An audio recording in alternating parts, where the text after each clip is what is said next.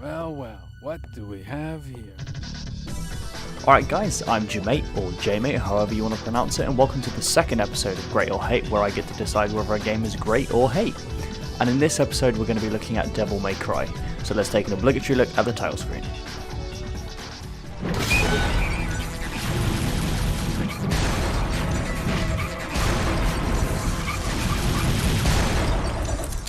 Let's rock, baby.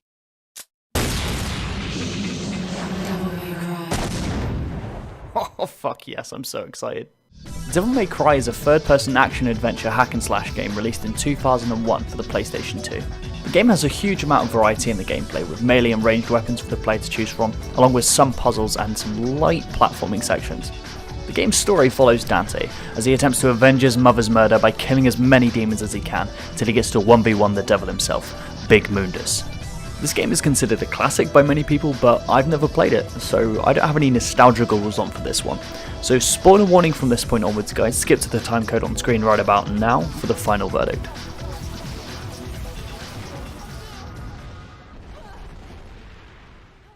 Devil May Cry. Sorry, we closed at 9. The camera in this game is partially incredible. It uses a classic Resident Evil camera because Devil May Cry actually started as a failed prototype for Resident Evil 4.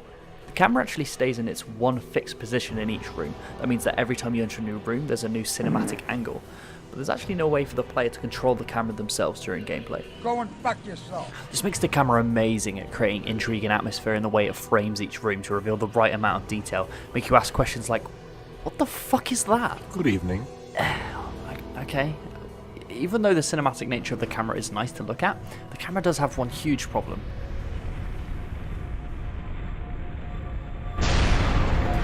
Nothing is worse than getting hit by an enemy that you can't even see or even attempt to dodge because the camera is stuck looking at a small slug on the floor reading a book. Oh, hello there! Rather than the puppet demon trying to rip my eyes out. The Resident Evil style fixed camera angles really works for horror games because it builds tension, right? But it just doesn't work in a hack and slash action game. The camera falls into the trap of not framing fights well enough and can lead to the enemies getting unfair hits in, which feels horrible. This section, for example, they introduce a new enemy type behind Dante, and at this point I'm ready to go. I'm pumped up, but when they start the action, the camera's facing away from the enemies. So I thought to myself, why would I willingly walk into the camera, into the mist, towards enemies that I don't know their movesets and could easily destroy me? And so I just did this.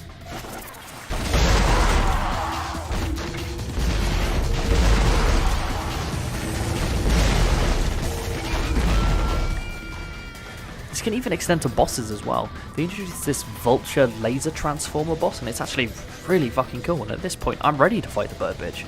But when we get into the gameplay... What the hell am I looking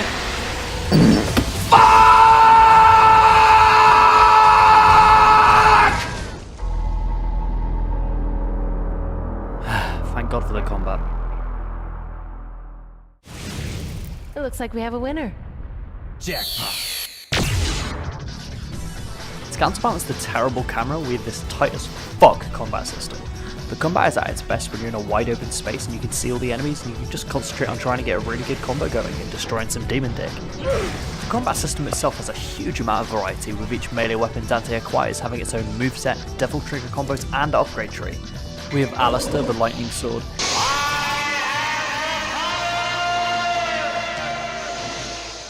Ifrit, the demon fisters, and Sparda. Oh, just look at it. Oh my god! You also get to choose between multiple different ranged weapons as well that Dante acquires through his adventure. They each have their own mechanic, there's so much choice. But the best thing for me was that the enemy variety meant that I had to try and use different playstyles to get good combos on them.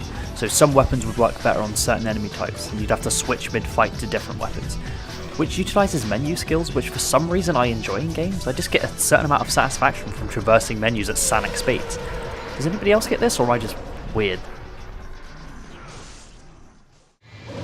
Tactical nuke incoming! Throughout the game, items have been hidden around the level for you to use in combat. Some of these are pretty simple, like a vital star that can heal you and a devil star that can refill your devil meter. But some, like holy water, can take almost half the boss's health off. お前はもう死んでいる。何? That's just insane. And once I figured this out, if I was struggling with a fight, I'd just nuke the boss. Another item makes you completely invulnerable for a short period of time, so you just wail on a boss for about a week. This just felt insanely cheap and I hated doing it, but due to the save system, which we'll talk about later, when I have to replay a 10-minute level just to retry a boss, I want to try and get a head start in killing it, so I just drop a holy water on it. Also, if you fail at a boss and you use one of the yellow baby skulls to retry from a checkpoint, you don't keep any of your items that you used previously, so if you were relying on them to get through the fight, you might as well just seppuku.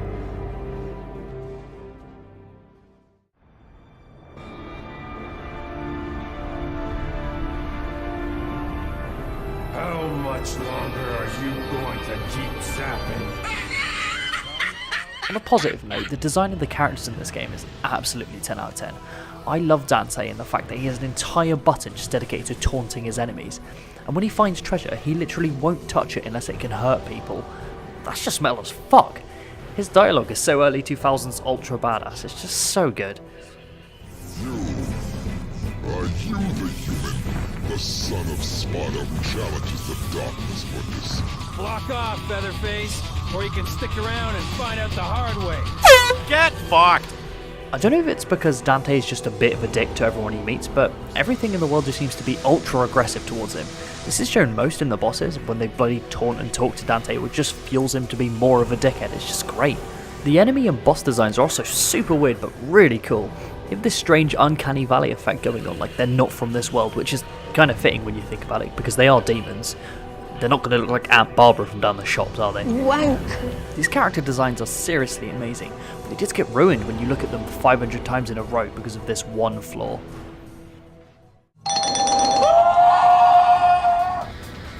So to start off, I'll show you how my boss fights usually go.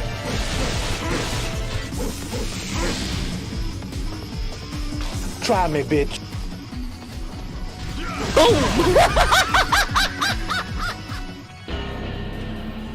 So yeah, I die a lot in boss fights, trying to figure out what the boss's moves are and what to do if it's a kind of gimmick fight.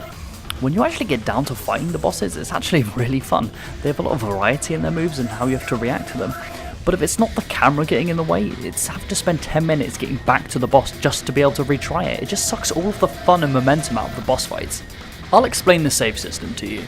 In this game, if you die, you're able to use one of these screaming yellow baby skulls to act as a kind of checkpoint that will put you outside the ring you just failed in. If you've used up all the screaming yellow babies, you have to go back to the point you last saved, and you can only save at the end of chapters. This means you have to go through the entire fucking level just to get another chance of fighting the boss. Hey!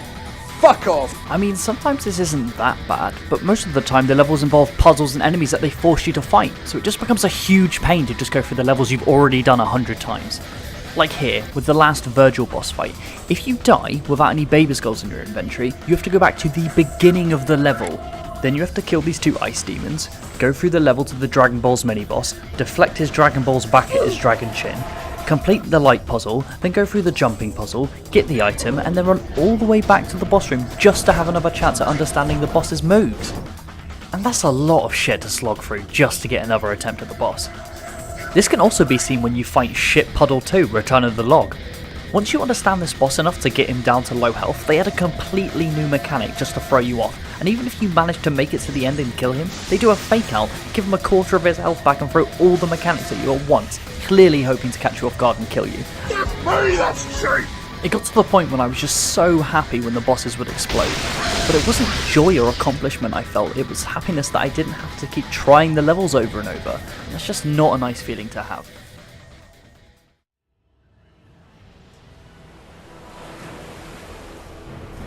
Even though it's a pain running back through the levels when you get shit on by a boss, it would be made twice as bad if the levels weren't stunningly designed. Each level just has a ridiculous amount of detail put into the environment. While exploring, you can get items to use in combat and also new weapons hidden away. This rewards people who take the time to look for secrets, which is just a great feeling. These weapons can also be used to access more secrets to get even more rewards if you're perceptive enough. I love games that use character upgrades that affect the environment in the kind of Metroidvania kind of way. Some levels even introduce entirely new gameplay mechanics. Let's go. I was really worried about these underwater sections when I saw this control screen. What the fuck? But when I got into it, it just worked. I mean, it's beautiful and it controls really well. It's got combat and a lot more secrets to find with hidden paths and secrets in breakable objects. All it's missing is just some really good underwater music. Even though I hate the save system, when you do fail a section, it gives you a chance to get better at traversing the environment. It makes you feel like a badass demon boy when you pull off the perfect route. But do you know what doesn't make me feel like a badass? The castle is above this cliff. Come on, let's go! What the I can't jump that high? Fuck. When I'm running through this strange, surreal world, dunking on demons and parkouring around the environment, do you know what ruins the flow of all that? Dante not being able to jump up a tiny ledge. Fuck! It's just so inconsistent. Sometimes Dante can jump like a gazelle on crack, and sometimes he can't even jump the height of a gnat's dick. The jumping was so inconsistent that on the jumping puzzle section with the Dragon Balls, I had to do it so many times that I just attempted to skip the entire jumping puzzle section by jumping up here. And it worked? Dante can't seem to jump this small gap, but can speedrun strats up this entire fucking wall? Fuck off, Dante. This just ruins the image of Dante being this badass demon hunter in my head and just takes me out of the game.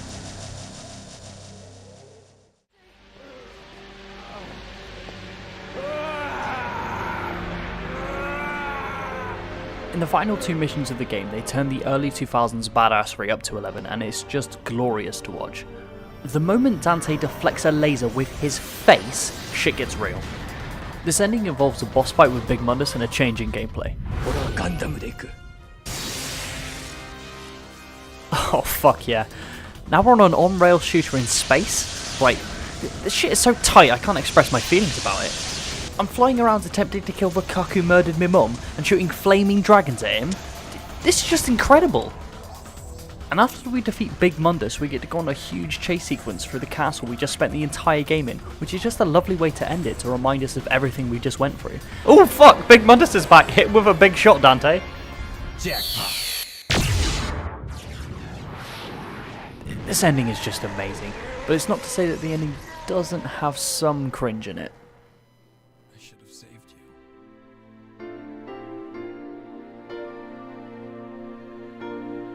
I should have been the one to fill your dark soul with light! Let's talk about Trish.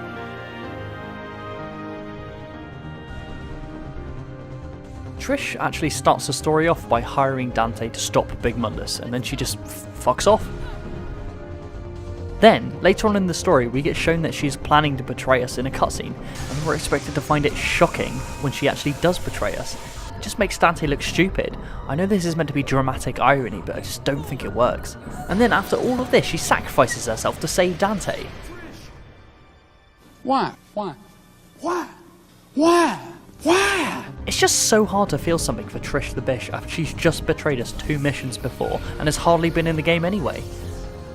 Oh, also, why can't Trish ever look the right way? She always looks like she's intending to look at the right thing, but she just can't quite do it.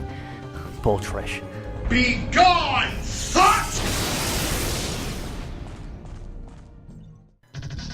So after all of this, guys, what is my final verdict? Is Devil May Cry great or hate? This is a really tricky one. I'm entirely on the fence at the moment, but if I was forced to pick one, I'd say that this game gets the hate.